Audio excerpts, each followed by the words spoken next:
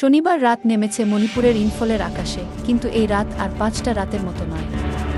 এ যেন এক থমথমের নীরবতা, যার গভীরে লুকিয়ে আছে চাপা উত্তেজনা।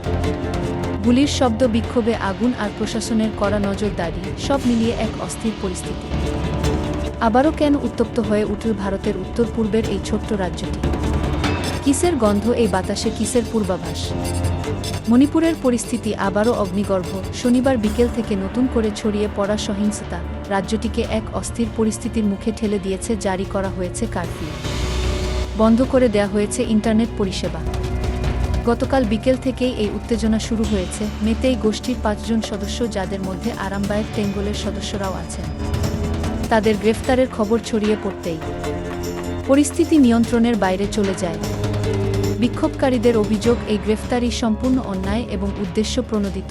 গ্রেফতারকৃতদের মুক্তির দাবিতে পশ্চিম ইম্ফলের কেয়াকিতে পুলিশ পোস্টে হামলা চালায় মেতেই গোষ্ঠীর কয়েকশো বিখ্যাত জনতা। প্রত্যক্ষদর্শীরা জানিয়েছেন, পরিস্থিতি সামাল দিতে পুলিশকে কয়েক রাউন্ড গুলি চালাতে হয়। এরপরে শুরু হয় দুই পক্ষের মধ্যে ব্যাপক ধস্তাধস্তি। এই সংঘর্ষে 2 সাংবাদিক সহ 3 জন আহত হয়েছেন। এমনকি কয়েকজন বিক্ষোভকারীদেরকে প্রকাশ্যে মাথায় পেট্রোল ঢেলে আত্মহত্যার হুমকি দিতেও দেখা গেছে। পরিস্থিতিকে আরও জটিল করে তুলেছে তাদের দাবি, গ্রেপ্তারকৃতদের মুক্তি না দিলে তারা নিজেদের জীবন উৎসর্গ করতেও প্রস্তুত। প্রশাসন অত্যন্ত কঠোর পদক্ষেপ নিয়েছে। বিষ্ণুপুর জেলায় কারফিউ জারি করা হয়েছে এবং এমফাল পূর্ব, এমফাল পশ্চিম, থোবল, কাচ্চিং এর মতো গুরুত্বপূর্ণ জেলাগুলোতে 5 বা তার বেশি লোকের জমায়েত নিষিদ্ধ করা হয়েছে।